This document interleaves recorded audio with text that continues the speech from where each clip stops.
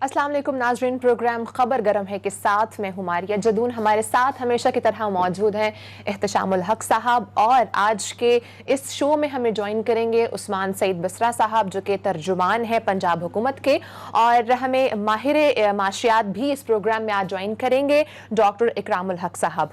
नाज़रीन, आज हम बात करने जा रहे हैं कोरोना के हवाले से, और दिन ब दिन केसेस बहुत तेज़ी से आगे बढ़ते जा रहे हैं। अभी के अगर हम फिगर्स की बात करें तो 1,03,000 से ज़ायद केसेस इस वक्त पाकिस्तान में रिपोर्ट हो चुके हैं, और अगर गुज़िश्ता 24 घंटों की बात की जाए तो उसमें 22,650 टेस्ट किए गए हैं, जिनमें से 4,728 नए केसेस इस वक्त रिपोर्ट हो चुके हैं। इसके साथ साथ हम रिकवरी केसेस की भी बात करते हैं। जो रिकवरी केसेस हैं अभी वो 34,355 ऐसे मरीज हैं जो सेहतयाब हो चुके हैं। आज वज़ीर आज़म इमरान खान ने एक बार फिर से कौम से खिताब किया, और उसमें उनका ये कहना था कि हमें एहतियात करनी पड़ेगी, SOPs को फॉलो करना पड़ेगा। अगर हमने SOPs को फॉलो नहीं किया तो खुदा ना खास्ता जो आगे के हालात हैं वो अमेरिका से भी बदतर हो सकते हैं, क्योंकि अमेरिका में इस वक्त जो मरने वालों की तादाद है वो 1 लाख से तजावुज़ कर चुकी है। कुछ टाइम पहले वज़ीर आज़म इमरान खान का ये कहना था कि मई का जो महीना है वो काफ़ी सीरियस हो सकता है, केसेस बहुत ज़्यादा रिपोर्ट होंगे। लेकिन अब जो आज की प्रेस कॉन्फ्रेंस थी उसमें वज़ीर आज़म इमरान खान का ये कहना था कि जो जून और जुलाई है ये बहुत सख्त महीने साबित होने वाले हैं। क्या हम हर आने वाले महीने में ऐसे ही बात करते रहेंगे कि अगला महीना खतरनाक होगा, हमें SOPs को फॉलो करना पड़ेगा? आज जो कोरोना के हवाले से आज खुद नोटिस केस की समाअत हुई है उसमें भी चीफ जस्टिस ने कहा है कि जो हुकूमत है वो किसी कानून साजी पर जो है वो नहीं आ रही है, कोई कानून नहीं है, एक कानून बनाया जाए। चाइना ने भी कानून बनाया था जिसके बाद केसेस को कंट्रोल किया गया था, लेकिन पाकिस्तान में हम कोरोना के तहफ़्फ़ुज़ के हवाले से कोई कानून साजी नहीं देख रहे हैं। अब हमें देखना यह है कि क्या सिर्फ आकर ये कह देना काफ़ी है कि SOPs को फॉलो किया जाए, लेकिन अवाम एक तरफ हम देखें वो SOPs को बिल्कुल फॉलो नहीं कर रही है। आगे आने वाले दिनों में जो है वो बजट भी पेश होने जा रहा है, वो कितना अवाम के लिए मुफीद साबित होगा, और हम ये भी देखेंगे कि जो आने वाला बजट है उसमें कोरोना के हवाले से कितना रिलीफ अवाम को मिलेगा। और आज एक जो नई डेवलपमेंट सामने आई है वो ये है कि बजट में टैक्स आमदन बढ़ाने की IMF की शराइत को शामिल भी किया जाएगा, और गुज़श्ता दिनों IMF ने पाकिस्तान से तमाम गैर तरक्याती अखराजात मुंजमद करने समेत आइंदा माली साल के बजट में खसारा कम करने के लिए 1,150 अरब रुपए की एडजस्टमेंट का मुतालबा भी किया गया है। यानी कि जो अब आने वाला जो हमारा नया बजट है उसमें IMF की शराइत हैं उसके हवाले से भी उनमें डिटेल से जो है वो बात भी की जाएगी, उसके हवाले से मुज़ाकरात भी जारी हैं और उनको भी बीच में शामिल किया जाएगा। एक तरफ जहां पर बजट आ रहा है और हमने देखा कि मुल्की मईशत को बहुत नुकसान भी हो रहा है, वहीं पर पंजाब असम्बली का जो इजलास है वो असम्बली की इमारत को कर फ्लैटीज़ होटल में मुनक्किद किया जा रहा है। 5 जून को इजलास भी हुआ था, और इसके हवाले से पंजाब असम्बली के जो सेक्रेटरी हैं उन्होंने एक समरी भी भेजी है जो कि मंजूर भी हो चुकी है, और उस समरी में ये डिमांड की गई है कि हमें 66 लाख रुपए दिए जाए जो कि इन अखराजात के लिए हमें चाहिए हैं। कोरोना खदशात के मद्देनजर ये इजलास जो है वो होटल में मुनक्किद करवाया जा रहा है। इसमें हम देखेंगे कि किस तरीके से इतना पैसा जो है सिर्फ एक इजलास करवाने पर खर्च किया जा रहा है। इसके साथ साथ हम आज के इसी प्रोग्राम में जो चीनी का जो बहरान था उस पर जो रिपोर्ट सामने आई थी उस हवाले से गुज़श्ता रोज़ प्रेस कॉन्फ्रेंस भी की है शहजाद अकबर साहब ने। उन्होंने कहा है कि चीनी पर 29 अरब रुपए की सब्सिडी का मामला NAB को भिजवाया जा रहा है, और वज़ीर आज़म का ये कहना है कि एहतसाब भी होगा और कोई कितना ही ताकतवर शख्स क्यों ना हो उसके खिलाफ कार्रवाई की जाएगी। वज़ीर आज़म इमरान खान ने 7 बड़ी अहम सिफारिशात भी पेश की हैं, वो भी मैं आपको बता देती हूँ कि शुगर मिलों को मिलने वाली सब्सिडी की तहकीक जो है वो NAB के सुपुर्द की गई है। ये पहली सिफारिश है। दूसरी सिफारिश है वो ये है इनके इनकम टैक्स और सेल टैक्स फ्रॉड और बेनामी लेन देन की तहकीकात FBI करेगा।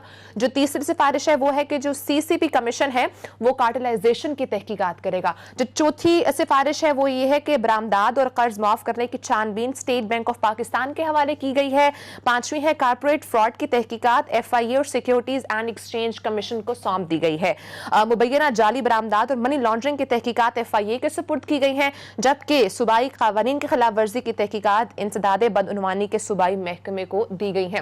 7 سفارشات ہیں, فلٹرز لگا دیے گئے ہیں. اب دیکھنا یہ ہے کہ ان تمام فلٹرز کے حوالے سے جب یہ چیزیں تمام جو تحقیقات ہیں وہ گزر کر جائیں گے تو کیا کوئی بچ پائے گا یا نہیں.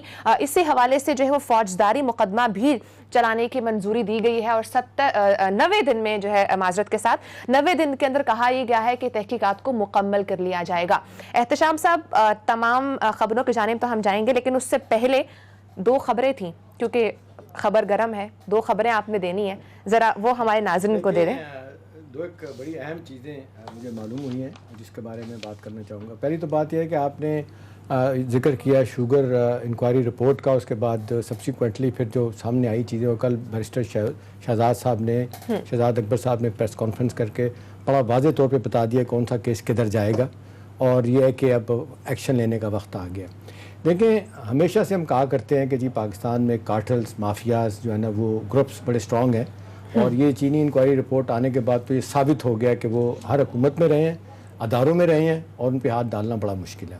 خبر ہمارے پاس یہ ہے جو بہت بڑی خبر ہے, جہانگیر خان ترین صاحب جو ہے نا ملک چھوڑ کے وہ لنڈن پہنچ گئے ہیں. اب جب کہ لنڈن دنیا کا دوسرا ملک ہے امریکہ کے بعد جہاں پہ بہت زیادہ اموات ہیں, کیسز بے تحاشا کورونا کے ہیں, اور وہ کہتے ہیں لنڈن آلموسٹ بند پڑا ہوا ہے. ٹھیک ہے, اس لحاظ سے کہ وہاں آپ کو جا نہیں رہا, یہ کیوں چلے گئے وہاں. دیکھیں, اب جو خبر ہے, جو بڑی خبر ہے جو ہمیں پتہ چلی, اچھا اکیلے گئے ہیں, فیملی کے ساتھ گئے ہیں؟ اکیلے گئے. اچھا اکیلے گئے, ٹھیک ہے. تو اس میں جو ہمیں پتہ چلا وہ یہ ہے کہ ان کو وہی بات آتی ہے کہ ہر جگہ پہ ان کو لوگ ہیں. شہزاد اکبر صاحب کی پریس کانفرنس سے پہلے کل ہوئی ہے, ان کو بتا دیا گیا کہ جی نیب آپ کو گرفتار کر سکتی ہے. پرائم منسٹر کو نہیں پتا. اچھا, پرائم منسٹر کو نہیں, اس کو نہیں پتا, اور کہا جا رہا ہے کہ انہوں نے جھنجھلاہٹ کا اظہار کیا کہ یہ کیسے ہو گیا. ٹھیک ہے جی, وہ چلے گئے. آپ نے دیکھا جہاز میں انہوں نے اپنی ویڈیو بھی شیئر کی لوگوں کے ساتھ, دیکھیں کس طریقے سے میں عمران خان صاحب کو سپورٹ کرتا تھا, ہم نے سارے جلسے کور کیے, اسی میرے جہاز پہ کور ہوئے. وہ بتا رہے ہیں کہ جی میری مدد کے بعد ہی یہاں پہ پہنچی. بہرحال اب خبر یہ ہے کہ جس طریقے سے فیصلہ ہوگا کہ ان کا کیس نیب میں جائے گا, اور گرفتاری متوقع ہے, اور بتانے والے بتاتے ہیں کہ ان کو بھنک پڑ گئی تھی, بتا دیا گیا تھا, اور ان کو کہا گیا تھا جی آپ چلے جائیں, اور وہ آپ نے دیکھا وہ یعنی کہ گرفتاری کی طرف جا سکتے ہیں. دیکھیں نا, اسی وجہ مجھے ایک ٹاپ لیول کا آدمی نے اسلام آباد کے بتایا, جو بڑا اہم آدمی ہے, کہ ان کی گرفتاری جو ہے نا وہ نیب نے تیاری کی ہوئی تھی, اور یہ تھا کہ وہ گرفتار ہو سکتے ہیں, اس لیے ان کو بھیج دیا گیا. اب دیکھنا یہی کہ جس طریقے سے آپ نے دیکھا کہ الزامات لگائے جا رہے ہیں اپوزیشن کی طرف سے, کسی جان بوجھ کے ان کو بھگایا گیا, اصل بندے وہی ہیں. خیر وہ تو روزانہ کی بنیاد پہ یہی باتیں کر رہے ہیں. ٹھیک ہے, اگرچہ ہم دیکھ رہے ہیں کہ 25 بلین کی جو سبسڈی ہے یہ پی ایم ایل این کے دور میں دی گئی تھی, ان کی تو 3 بلین والی ہے. ٹھیک ہے, اب سوال ہے کہ جی واٹ نیکسٹ. اب اگلی بات یہ بتائی جا رہی ہے کہ رزاق داؤد صاحب جو پہلے 6 وزارتیں لے کے بیٹھے ہوئے تھے, اب ان کے پاس چینی کی انکوائری کے بعد جب ان کا بھی نام آ گیا تو 2 وزارتیں ان سے لی گئیں, اب 4 وزارتیں آج بھی ان کے پاس ہیں, آج بھی ہیں 4. ان کے بارے میں کہا جا رہا ہے کہ وہ بھی ایک اسپیشل جہاز استعمال کرتے ہیں 2 لوگوں کا. وہ 2 لوگ کون ہیں؟ بڑے ٹاپ کے انڈسٹریلسٹ ہیں, اعجاز گور صاحب اور فاطمہ فرٹیلائزر والے جو ہیں, ان کا جہاز استعمال کرتے ہیں. اور کہنے والے کہتے ہیں کہ ان کو بھی وارن کیا گیا کہ کل آپ کے ساتھ بھی یہ ہو سکتا ہے. ٹھیک ہے, اب سوال یہ ہے کہ جی کیا واقعی یہ سب کچھ ہونے جا رہا ہے؟ جس طرح کل تک ہم یہی سمجھ رہے تھے کہ جب انہوں نے کہا کہ جی 85 سے معاملہ شروع ہوگا, تو ہم نے اس دن بھی بات کی تھی کہ یہ معاملہ جب اتنا لمبا چلا جائے تو جلدی جلدی ہاتھ نہیں ڈالا جاتا. اب کیونکہ کہا جا رہا ہے کہ عمران خان صاحب کے لیے, ان کی حکومت کے لیے 2 سالوں میں 18 ماہ میں کوئی خاص کارکردگی نہیں دکھا پائے, اور جو انہوں نے کرپشن کی بات کی تھی, اب یہ رپورٹ آ گئی ہے تو ان کا ایکشن لینا جو ہے نا. لیکن آپ کو نہیں لگ رہا کہ احتشام صاحب کہ یہ بہت بڑی ڈیولپمنٹ ہے کہ وزیر اعظم نے کہا کہ 90 دن کے اندر تحقیقات ہو جانی چاہیے؟ دیکھیں, تحقیقات ہو جائے گی اور ساری چیزیں بلیک اینڈ وائٹ سامنے آ جائیں گے. کل جس طریقے سے انہوں نے بتا دیا کہ ایس سی پی کون سے کیسز لے گا, نیب کیسز کون سے لے گا, ایف آئی اے فوجداری مقدمات کہاں پہ جائیں گے, تو میرا خیال ہے یہ بلیک اینڈ وائٹ بتا دیا گیا کہ 9 بڑی شوگر ملیں جن پہ ہاتھ ڈالنا ہے, بڑے جہانگیر ترین کا گروپ ہے, اس کے بعد العربیہ گروپ ہے, حمدہ شہباز کا علیحدہ گروپ ہے, وہ العربیہ تو سلمان شہباز صاحب کا ہے, وہ جو لندن بیٹھے ہوئے ہیں. ٹھیک ہے جی, اسی طرح سے آپ دیکھ لینا امنی گروپ والے بھی ہیں, زرداری صاحب بھی ہیں, چودھری برادران بھی, ان کا بھی نام. خبر اس میں اب شاہدہ خان عباسی صاحب کو بھی ڈال دیا گیا. دیکھیں, پہلی تو بات یہ ہے کہ اتنا کلوز آدمی عمران خان صاحب کا, ان کے اوپر اگر ہاتھ ڈالنے جا رہے ہیں حکومت, وہ کہہ تو گئے کہ میں واپس آؤں گا, کب آتے ہیں کیا ہے یہ دیکھنے والی بات ہے. لیکن خبر یہ ہے کہ جی ان کو پہلے سے بتا دیا کہ وہ چلے جائیں. دوسری بڑی خبر یہ ہے کہ منسٹری آف فائنانس ایک عرصے سے ایک ٹاپ لیول کا آدمی جو ہے نا اس سے محروم ہے, فائنانس سیکٹری, جو بجٹ بناتے ہیں چلاتے ہیں. ہم دیکھتے ہیں کہ ایک صاحب ہیں جن کا نام ہے نجیب خاقان نجیب. انہوں نے پچھلے میرا خیال ہے اگر میں غلط نہیں ہوں تو کوئی 12-13 بجٹ بنائے, اکیلا آدمی بیٹھ کے. ان کے بارے میں کہا جاتا ہے وہ مکھی پر مکھی مارتے ہیں, بنا کے پیش کر دیتے ہیں چیزیں. وہ کیونکہ ریٹائر ہو گئے, اب چلے گئے وہاں پہ. اب اس وقت جو کہا جاتا ہے کہ ہمارے جو ایڈوائزر ہیں فائنانس کے حفیظ شیخ صاحب, وہ انہیں بندہ ایک چاہیے تھا, اور بڑا انہوں نے پہلے ایک واجد رانا صاحب سیکٹری فائنانس وہ تھے, ان کو کہا گیا کہ ان سے رابطہ کیا گیا. وہ ورلڈ بینک ان کی کہیں نوکری ہوگی, چلے گئے. لہٰذا قرعہ نکلا ڈاکٹر وقار مسعود صاحب کے نام, جو 10 سال منشیہ فائنانس میں رہے ہیں. ان کے بارے میں کہا جاتا ہے کہ بیسٹ آدمی ہے IMF کے ساتھ ڈیل کرنے میں, اور وہ بہت سے حوالوں سے ان کو بٹھایا گیا ہے, اور یہ کہا جاتا ہے کہ ان کو جو کہا جائے گا وہ کر کے آپ کو دے دیں گے. اور حفیظ شیخ صاحب کے بارے میں لوگ یہی کہتے ہیں کہ وہ خود کام کم کرتے ہیں, لوگوں کو سونپ دیتے ہیں کام. ٹھیک ہے, اس حوالے سے دوسری اہم چیز ہے کہ انہوں نے ایک ان آفیشلی ایک تھنک ٹینک بنا دی ہے حفیظ شیخ صاحب نے, جس میں 3-4 لوگ ہیں بڑے. انہوں نے ایک سلطان علانا صاحب ہیں, ایک بزنس مین ہے, شوکت ترین صاحب فارمر ایڈوائزر, یہ بھی فائنانس وزیر خزانہ رہے ہیں, اور تیسرے نام ہے اعجاز نبی صاحب, یہ بھی اس میں ہوں گے. وہیں پہ فیصلے کیا جائیں گے کیا کرنا ہے, کس طرح معاملات لے کے آگے جانے ہیں. تو دوسری ڈیولپمنٹ یہ ہے کہ سارے معاملات جو ہے نا, وہ بندہ جو اب گورنمنٹ میں نہیں ہے, وہ ریٹائر ہو کے چلے گئے, ان کو ہٹا دیا گیا, ان کو دوبارہ لے کے آگے وہ ڈیفیکٹو فائنانس سیکٹری کے طور پہ کام کریں گے, اور ساری باتیں انہی کی بنائی جائیں گی. اچھا, جو آپ نے پہلی خبر دی ہے اس میں ایک کویشچن جو ہے وہ ریز ہوتا ہے, سبسڈی دینا یا لینا کیا نقصان دہ چیز ہے, یہ نہیں دینی چاہیے؟ دیکھیں, یہ اب سبسڈی دینا تو اصل بات ہے کہ جو آپ کی ECC ہے نا, وہ جو آپ کی منسٹری آف فائنانس کا ایک بڑا اہم ادارہ ہے, اکنامک کوآرڈینیشن دی کیبنٹ, یہ فیصلہ کرتی ہے, اور یہ جب فیصلہ کرتی ہے تو یہ پرائم منسٹر کے بیہاف پہ فیصلہ کرتی ہے. لہٰذا سبسڈی دینا ایک لیگل چیز ہے. ٹھیک ہے, کہ جب آپ ملک میں فرض کریں چینی کی پیداوار زیادہ ہو گئی ہے, اب وہ کہتے ہیں کہ جی ٹھیک ہے ہمیں چیزیں ایکسپورٹ کرنے کی اجازت دی جائے, وہ دے دی جاتی. لیکن اس حوالے سے یہ ہے کہ کیا واقعی وہ ڈیزرو کرتے تھے کہ نہیں کرتے تھے. اب یہاں پہ مسئلہ یہی ہے, جس طریقے سے کہا جاتا ہے کہ 3 طریقے سے ان مافیا نے لوٹا ہے. ایک, انہوں نے چینی جو ہے نا وہ ایکسپورٹ کر کے پیسہ بنایا. دوسرا, انہوں نے مارکیٹ میں 47 سے 80 روپے کلو چینی کر کے بنایا. تیسرا, اس پہ سٹا کھیلا گیا. چوتھا, انہوں نے اوور انوائسنگ کی گئی, بک 2 ڈبل رکھی ہوئی تھی. چوتھا کام انہوں نے کیا کہ جو زیادہ تر شوگر انہوں نے ایکسپورٹ کرنے کی بات کی ہے افغانستان میں, وہاں پہ اگر 16 ٹن کا ٹرک جاتا تھا, انہوں نے کاغذوں میں 70 ٹن لکھ کے بھیجی ہے. ٹھیک ہے نا, وہ کہا جاتا ہے کہ تقریباً $1 بلین سے زیادہ جو ہے نا انہوں نے چھپایا گیا, وہ پیسہ انہوں نے کمایا, اس پہ ٹیکس بھی نہیں دیا گیا. یہ بات کی جائے. ٹھیک ہے. اچھا, ہم اپنے پہلے ٹاپک کی طرف جاتے ہیں. ہمارے ساتھ عثمان صاحب بھی موجود ہیں. عثمان صاحب, یہ بتائیے گا کہ آج ہم نے دیکھا کہ کیسز کی تعداد 1 لاکھ سے تجاوز کر چکی ہے, اور دن بدن کیسز کے نئے ریکارڈ بھی بنتے جا رہے ہیں. وزیر اعظم عمران خان نے کچھ دیر پہلے جو عوام سے بات کی تھی, اس میں انہوں نے کہا ہے کہ عوام نے اگر احتیاط نہ کی تو بہت مشکل وقت دیکھنے کو ملے گا. لیکن دوسری طرف اگر ہم بات کریں تو سپریم کورٹ یہ کہہ رہی ہے کہ کوئی قانون سازی نہیں کی گئی ہے حکومت کی جانب سے. آپ اس پر کیا ٹیک لیں گے؟ کیا ابھی تک حکومت ناکام رہی ہے, اور کیا وجہ ہے کہ ابھی تک حکومت صحیح سے پالیسی نہیں ڈیلیور کر پا رہی ہے, SOPs پر امپلیمنٹ نہیں کروایا جا رہا ہے؟ بسم اللہ الرحمن الرحیم. سب سے پہلے تو میں سلام عرض کرتا ہوں ہمارے آپ سب کی خدمت میں. دوسرا, میں کافی انٹرو کے اندر بھی جو باتیں چل رہی تھیں وہ میں سن رہا تھا, اس بھی میں رسپونڈ کروں گا, لیکن پہلے کورونا کے اوپر رسپونڈ کر لیتے ہیں. دیکھیے, جو پالیسی ہے, جب ہم کہتے ہیں کہ گورنمنٹ کی پالیسی کامیاب ہے یا گورنمنٹ کی پالیسی ناکام ہے, اس کا جو تقابل تو کرنا پڑے گا نا. بغیر تقابل کے تو ہم فیصلہ نہیں کر سکتے. آپ یہاں پہ سویپنگ اسٹیٹمنٹ اگر اپوزیشن دے رہے گورنمنٹ تو ناکام ہے, جی گورنمنٹ کی کورونا کے خلاف کوئی پالیسی کامیاب نہیں ہے, وہ سے. اور لیکن لیٹس کمپیریزن. آپ مجھے دیکھیے کہ ایک ہمارے ہمسائے میں ایک ملک ہے چین, جہاں سے یہ وائرس نکلا. ہمارے دوسرے ہمسائے میں ایران ہے. پھر دنیا کے 192 ممالک کے اندر یہ وائرس موجود ہے. آپ دیکھیے کہ پاکستان کے اندر نمبر آف پیشنٹ کتنے ہیں, نمبر آف کیجوالٹیز کتنی ہیں, اور سب سے پہلے ہم اللہ سبحانہ و تعالیٰ کا شکر ادا کرتے ہیں, اور اس کے بعد یہ کمپیریزن لوگوں کے سامنے رکھتے ہیں کہ آپ دیکھیے کہ اس کے اموات پاکستان میں زیادہ ہیں یا امریکہ میں زیادہ ہیں. پہلے پاکستان کا تو ہیلتھ سسٹم صرف تھا ہی نہیں نا جی, پورے پاکستان کے اندر. تو میں وہ پنجاب کی مثال دیتا ہوں, 12 کروڑ. عثمان صاحب, معذرت کے ساتھ جو بے تحاشا تنقید ہو رہی ہے وہ اس بات پہ ہو رہی ہے, اپوزیشن ہے, میڈیا ہے, تھنک ٹینک ہیں, جو بھی ہیں, وہ یہ کہہ رہے ہیں کہ گورنمنٹ کی ابھی بھی کلیئر کٹ پالیسی سامنے نہیں آ سکی کہ وہ کیسے معاملے کو ٹیکل کرنا چاہتے ہیں. अभी देख लें, कभी कहा जाता है जी भरपूर लॉकडाउन होगा, SOPs पे अमल नहीं किया जाएगा तो ये होगा, सुप्रीम कोर्ट भी कह रही। सवाल ये है कि SOPs पे अमल कराने में कहा जाता है कि हुकूमत कामयाब नहीं हो सकी।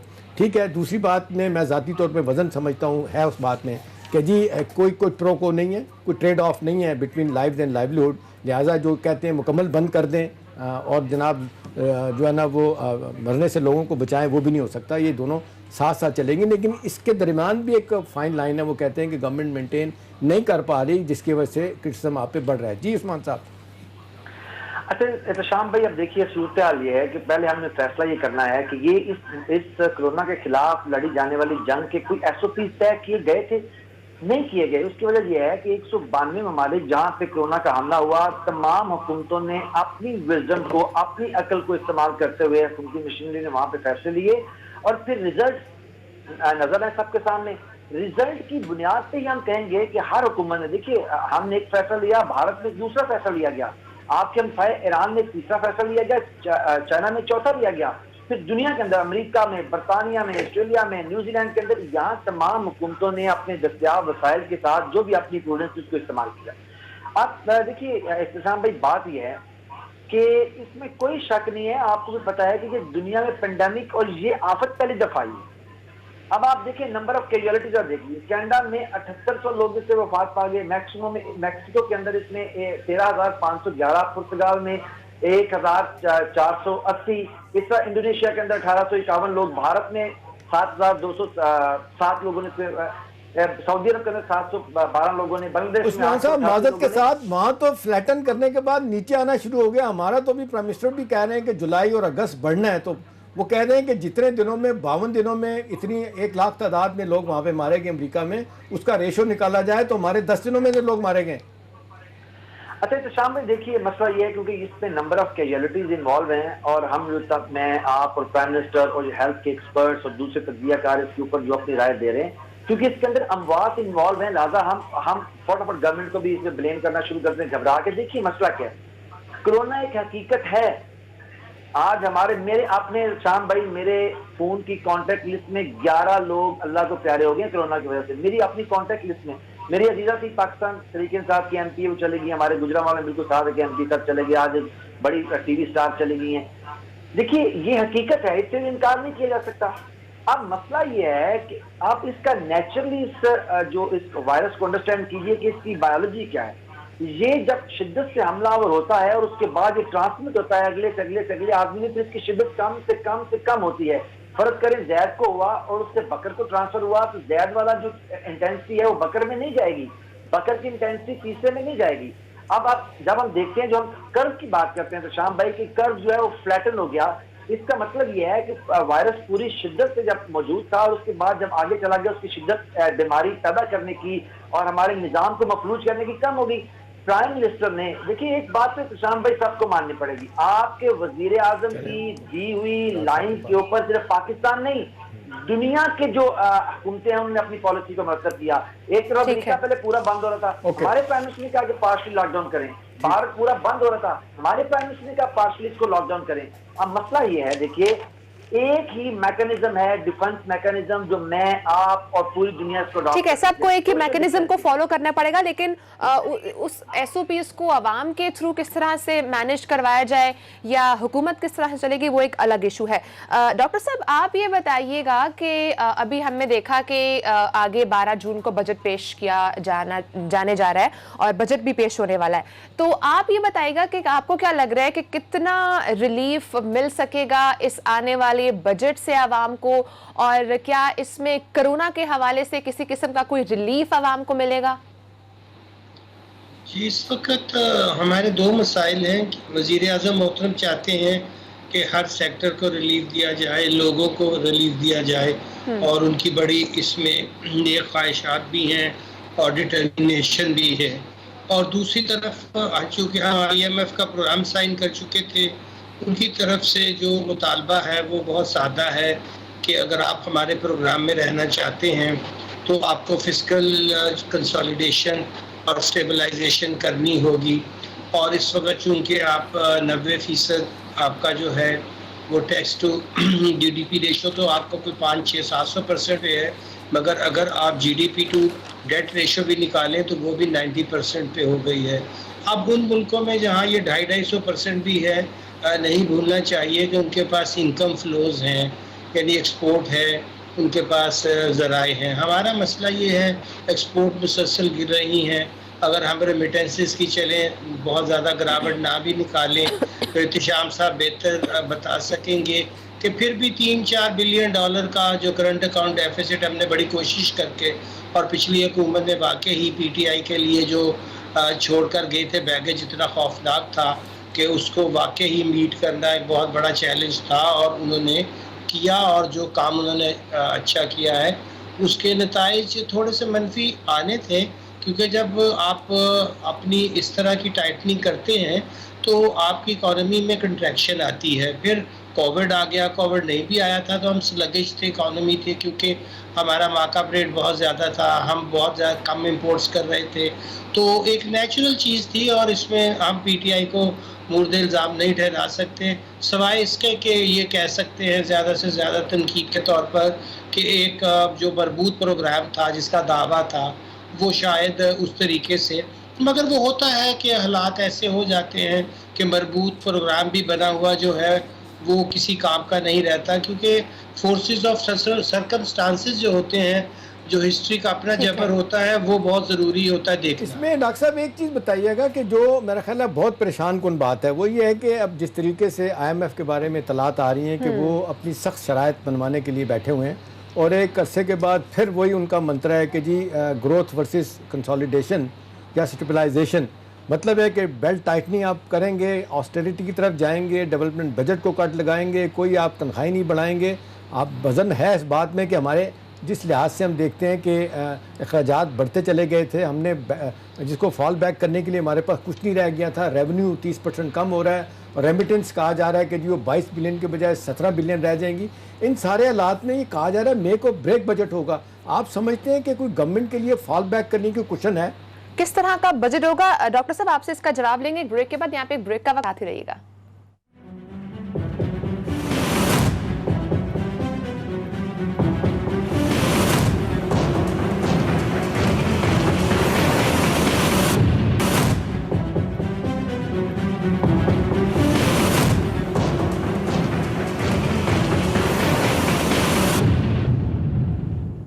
Welcome back. डॉक्टर साहब जवाब दीजिएगा, जैसे पूछा आपसे एहतशाम साहब ने कि IMF की शराइत को भी बीच में शामिल किया गया। डॉक्टर साहब अब हमारे साथ इस वक्त लाइन पर मौजूद नहीं है। एहतशाम साहब आपसे जानूंगे कि कहा जिस तरह जा रहा है कि वफाकी बजट में टैक्स आमदन को बढ़ाने के लिए IMF की शराइत को भी शामिल किया जा रहा है, तो इससे क्या हमारा जो बजट है उस पर किस किस्म का इफेक्ट पड़ने जा रहा है? पाकिस्तान की तारीख का 70 सालों में मुझे लगता है कि सबसे मुश्किल तरीन बजट होगा। अच्छा, उसकी वजह है कि जिस तरीके से आप देख लें वर्ल्ड इकानमी 4 से 5% सुकड़ चुकी है, और हमारी इकानमी मनफी में चली गई है, और अगले साल भी हमारा GDP ग्रोथ रेट मनफी में रहेगा। तो इन हालात में आपके पास फॉल बैक करने के लिए कुछ नहीं रहेगा। हम देख रहे हैं कि world bank, IMF, Asian development bank और G20 कंट्रीज जो है वो थोड़े से कंसिडरेट हैं कोविड के तनाज़र में। हमारे 2 से $2.5 बिलियन के उन्होंने लोन भी रीशेड्यूल करने का ऐलान किया हुआ है। लेकिन सवाल है कि आपके पास अपने पास क्या है? अभी देखें ना, जिस तरीके से कहा जा रहा है कि जो बजट एस्टिमेट्स दिया गया है टोटल साइज़ बजट का, वो तकरीबन 7.4 ट्रिलियन रुपीस का होगा। ठीक है, ठीक है। उसमें से कहा जा रहा है कि गवर्नमेंट के पास जो है ना तकरीबन 4.5 ट्रिलियन रुपीस के जो है ना वो आमदनी के ज़राए हैं। तकरीबन 3 ट्रिलियन रुपीस जो है ना वो 3000 अरब रुपया वो गवर्नमेंट के पास नहीं है कि वो बजट को फंड कर सके। ठीक है ना, आगे क्या होगा? इंपोर्ट हमारी जिस तरीके से कम तो की है उन्होंने, इंपोर्ट सब्स्टिट्यूशन करने वाली बात है। एक्सपोर्ट हमारी बिल्कुल गिर गई हैं, और हालात में सारी दुनिया का मामला ख़राब हुआ। हमारे रेमिटेंस, हमारे सारे इकोनॉमिक इंडिकेटर मनफी में चले गए। लिहाजा हुकूमत के पास अब कुछ नहीं है कि हुकूमत बजट को कैसे फ़ंड करेगी। अभी आप देख रहे हैं बजट का खसारा जिस तरीके से 9% से ज़्यादा बताया जा रहा है, और फिर जिस तरीके से बताया जा रहा है कि जी हमने IMF को किस तरह सेटिस्फाई करना है कि जो हमने डेट सर्विसिंग करनी है, हमने तकरीबन 45% बजट का हमारा जो है ना कर्ज़ों की अदायगी में जाता है। फिर आप देख लें कोई तकरीबन 30% के करीब हमारा हम देखते हैं कि वो कुछ सिक्योरिटी रिलेटेड और डिफेंस रिलेटेड में मामला जाता है। अब सारा कुछ देने के बाद, और ये जो जिसको मैं कहूँगा कि ये जो हमारा नेशनल फाइनेंस कमीशन था, बिल्कुल, उसके बाद से हम गवर्नमेंट के पास कोई रिसोर्सेज नहीं, 62% रिसोर्सेज सूबों के पास चले गए, 48% हुकूमत के। ये सारा कुछ करने के बाद पूरी एडमिनिस्ट्रेशन को चलाने के लिए, तनख्वाहें देने के लिए, डेवलपमेंट बजट के लिए हुकूमत के पास कुछ नहीं है। हुकूमत किधर जाएगी? अभी जिस तरीके से कहा जा रहा है कि जी लोग सामने आए, कोई भी नहीं आ रहा, सारी दुनिया लोग खामोश होकर बैठ गई, इन्वेस्टर सामने नहीं आ रहे, गवर्नमेंट पब्लिक प्राइवेट पार्टनरशिप की तरफ जाना चाह रही है, प्राइवेटाइजेशन रुकी हुई है। इन हालात में मिरेकल ही हो तो मामलात बनेंगे। सारी दुनिया में परेशानी है, हमारे लिए बहुत ज़्यादा है। ठीक है, डॉक्टर साहब जान लेते हैं। डॉक्टर साहब आप बताइएगा कि जिस तरह से कहा जा रहा है कि हमारा जो भी आने वाला बजट है उसमें IMF की शराइत को शामिल किया गया है, इफ इन केस हम उन शराइत को नहीं मानते और हम बजट की तरफ जाते हैं तो इससे हमारे जो लोन प्रोग्राम्स हैं वो कितना मुतासिर हो सकते हैं? जी, IMF के प्रोग्राम से निकलना तो बाहर कैफ इस वक्त बिल्कुल आउट ऑफ क्वेश्चन होगा, क्योंकि देखिए इस प्रोग्राम में आने की वजह से ही आपको एशियन डेवलपमेंट बैंक ने, वर्ल्ड बैंक ने और दूसरे लैंडर्स और डोनर्स ने जो है वो अकोमोडेट किया है। और कोरोना के लिए आपने देखा कि कहीं से 30 मिलियन की, कहीं से 40 मिलियन की आपको हंगामी इमदाद आई है। इवन चाइना जैसा मुल्क भी जो है वो IMF के डिसिप्लिन में इसलिए रहता है कि दरअसल जब तक उनकी सर्टिफिकेशन ना हो कि आप एक अच्छे प्रोग्राम में हैं, दूसरे अदारे आपको किसी किस्म के, बल्कि ममालिक भी आपके साथ डील्स नहीं करते हैं। तो आपने चाइना की खूबी ये देखी होगी कि उन्होंने सिस्टम्स के अंदर रहकर तरक्की की है। हमारे यहाँ जो मसला ये होता है कि हम बाज़ अपनी नाकामियों को भी IMF और वर्ल्ड बैंक के खाते में डाल देते हैं। जैसे कि हम देखते हैं कि पिछले सालों में हमने डॉलर को एक सतह पर रखने के लिए बिलियंस ऑफ डॉलर जो हम बचा सकते थे, POL की प्रोडक्ट्स की प्राइस बहुत कम थी, उस पर 50% टैक्स लगा के अपना रेवेन्यू की तो ग्रोथ दिखाते रहे, मगर दूसरी तरफ हमने अपने फॉरेन रिजर्व्स को एरोड कर दिया और तबाह बर्बाद कर दिया। आपने पिछले हफ्ते देखा भी, ये जो खबर आई है कि 1.7 बिलियन की एकदम से हमारे जो है वो रिजर्व्स में कमी हुई। अब वो जो पैसे देने हैं, जो उसका यानी कि टाइम आ जाता है, और पिछली हुकूमतें ट्रिलियंस का जो है वो लोन क्रिएट करके चली गई हैं। पाकिस्तान ने डिफ़ॉल्ट नहीं किया, नहीं करेगा इंशाल्लाह ताला। जहाँ तक ये सवाल कि हम कोई फिजिकल स्पेस निकाल सकेंगे कि नहीं निकाल सकेंगे, मुझे पूरी उम्मीद है कि अगर हम नॉन डेवलपमेंट एक्सपेंडिचर्स को काबू कर लें और इकोनॉमी की रिवाइवल हो जाए तो इस मुल्क में अभी भी बड़ा पोटेंशियल है। देखिए डॉक्टर साहब, सॉरी मैं आपको माजरत के साथ मैं नहीं आपको कट करना चाह रहा था। देखिए अब जिस तरीके से पिछले साल भी ऐसा हुआ, मतलब आपने देखा कि हमारे जो MNAs, MPAs और सेनेटर्स जो है ना वो तनख्वाहें बढ़ाने की बात करते हैं। इस दफ़ा फिर बिल पेश कर देने की बात हो रही है सेनेट में तनख्वाहें बढ़ाने की बात, जानते हुए कि हालात कितने ख़राब हैं। मैं आपसे अगर पूछूं डॉक्टर साहब, आप जिस तरीके से माहिर हैं माशाल्लाह इक़्तिसादी उमूर के, ख़ास तौर पे टैक्सेस के हवाले से, अभी 900 रुपये का शॉर्टफॉल नज़र आ रहा है। अब जिस तरीके से ये टोटल साइज़ बता रहे हैं 7.6 ट्रिलियन रुपीज़ का, और उसके बाद जो गवर्नमेंट के पास बनती है आमदनी वाले ज़राए पैदा कर सकते हैं वो टोटल 4.5 ट्रिलियन के होंगे। अभी टैक्सेस की बात हो रही है, अब कहा जा रहा है कि जी, हमें तो बताया गया कि जी नए टैक्स नहीं लगेंगे। अब साथ ये भी कहा जा रहा है कि जी 600 से 700 रुपये के टैक्सेस लगेंगे अगर IMF ने दबाव डाला तो। इन हालात में अगर टैक्स लगते हैं तो हम किधर जाएंगे? दूसरा डॉक्टर साहब, ये जो इनडायरेक्ट टैक्सेस हैं ये 70% आज भी हैं, हर चीज़ बढ़ जाती है। तो आवाम को तो रिलीफ तो छोड़ दें, तनख्वाहें तो क्या बढ़ेंगी। जिस तरीके से आप देख लें डॉलराइजेशन इकानमी की हो गई, अभी आप देख लें तो 2.5 से 3 बिलियन डॉलर जो हॉट मनी आया था वो चला गया। अब इस तरीके से हमारे जिस तरीके से इंटरेस्ट रेट्स ऊपर गए, आज भी 11% है, कोई इन्वेस्टमेंट करने के लिए तैयार नहीं। हुकूमत मामलात को कैसे चलाएगी? पैसा कहाँ से आएगा? जी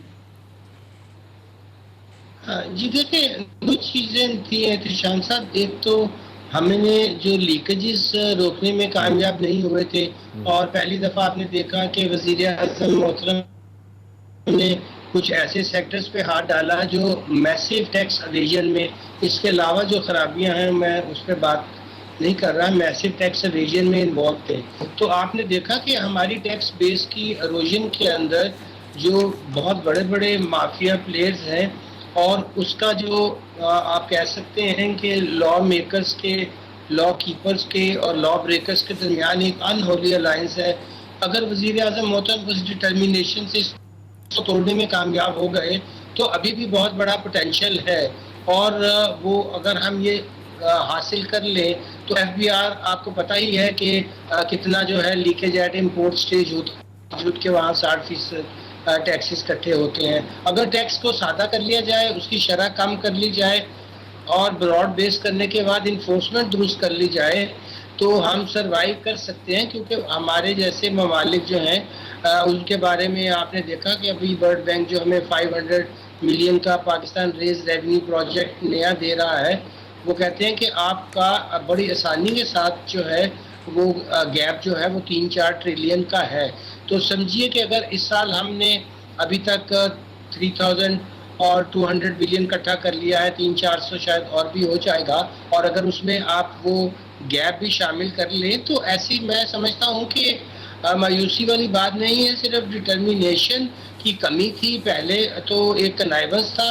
اب میں اگر ان بیانات کو، ظاہر ہے وزیر اعظم محترم کے بیانات کو ہمیں جو ہے وہ سیریسلی لینا چاہیے. اگر وہ اس لیے ان کے لیے میں سمجھتا ہوں کہ میک اینڈ بریک ہے. اب چونکہ انہوں نے خود ہاتھ ڈالا، اپنے لوگوں کو بھی اسپیئر نہیں کیا، ایک بہت اچھا قدم اٹھایا، سب لوگ اس کی تعریف کر رہے ہیں. اگر ایکشن نہیں ہوا، دیکھیے اب اگر رزلٹ نہیں آیا تو جو ہم کہتے ہیں کہ وہ واقعی ہی لاسٹ ہوپ آف پاکستان، آپ کو یاد ہے کہ یہ کہا جاتا تھا کہ باقی ساری پارٹیز نے تو ایک الائنس بنا رکھا ہے کہ بھائی ہم نے ریاست کو لوٹنا ہے. ان شارٹ ڈاکٹر صاحب رزلٹ آنا ضروری ہے جس بھی کمیشن کی طرف ہم جائیں.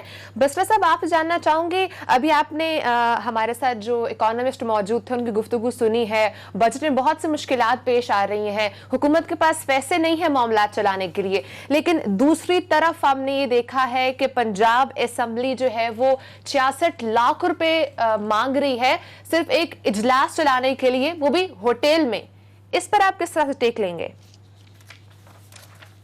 دیکھیے جیسے میں نے ابھی تمام گفتگو سنی ہے ڈاکٹر صاحب کی بھی، اور اس میں کوئی دوسری رائے نہیں ہے کہ ہمارے وزیر اعظم نے خود بہادری سے ان کو توڑنے کے لیے عملی طور پہ پاکستان کی تاریخ میں آج سے کبھی ایسا نہیں ہے. کیونکہ آپ اس کو جتنا بھی چینج کرنے کی کوشش کریں، اس صرف یہ ہے کہ اس کو چینج نہیں کریں گے، اگر اس کو نہیں پھینکنے کی کوشش کریں گے تو الٹیمیٹلی بدل کی پالیٹکس ختم ہو جائے گی.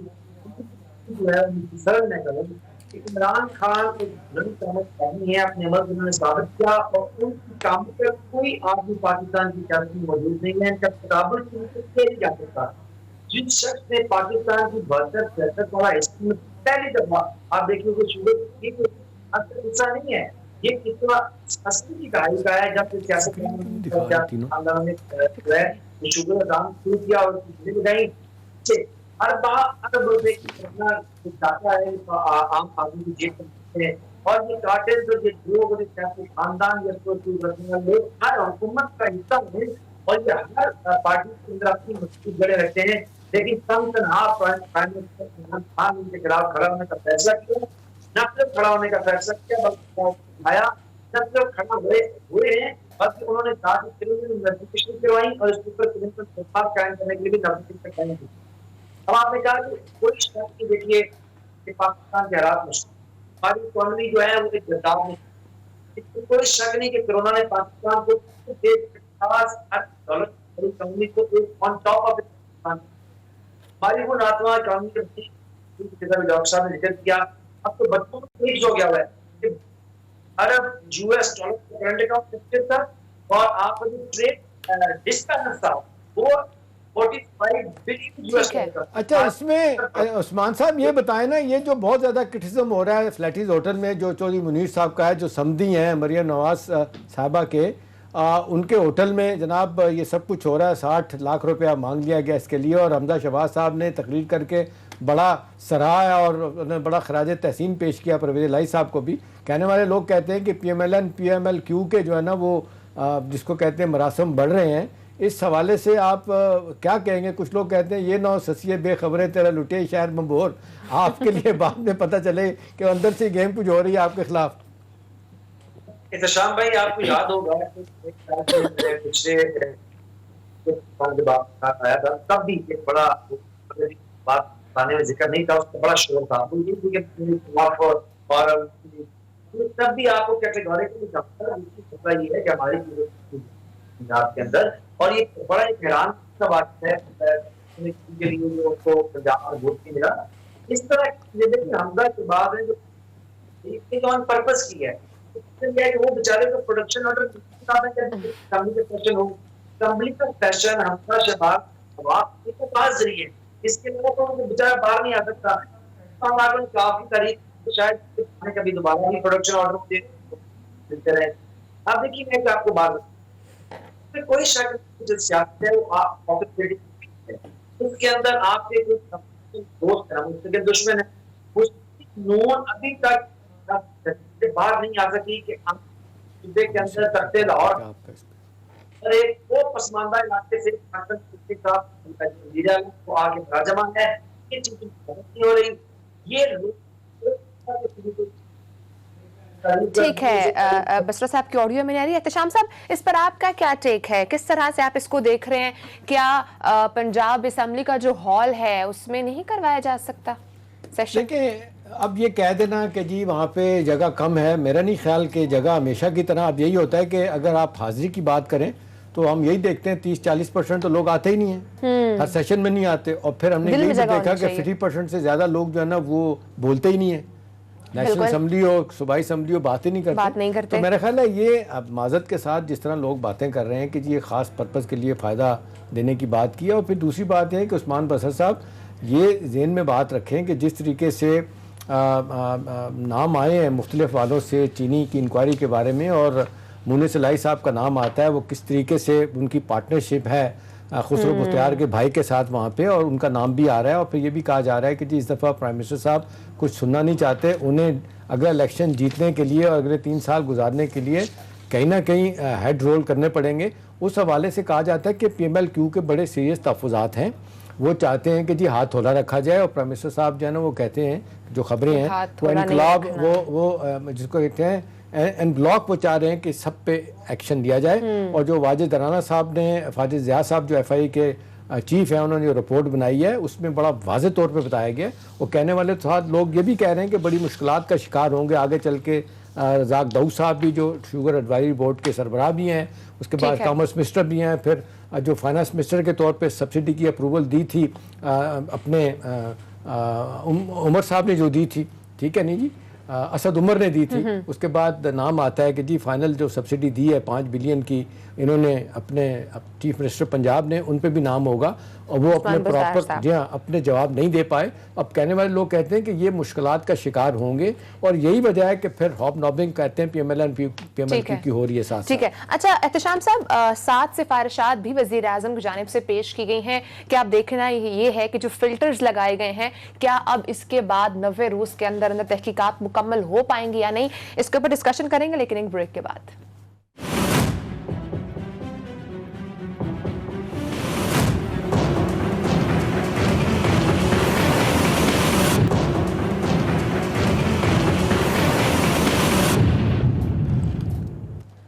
Welcome back. احتشام صاحب، وزیر اعظم عمران خان نے جو چینی کمیشن کی جو رپورٹ تھی اس پر 7 بڑی اہم سفارشات جو ہیں وہ پیش کی ہیں اور وہ منظور بھی ہو چکی ہیں، کیا اب آپ کو لگ رہا ہے کہ 90 روز کے اندر یہ تحقیقات مکمل ہو جائیں گی اور ایکشن بھی ہو جائے گا؟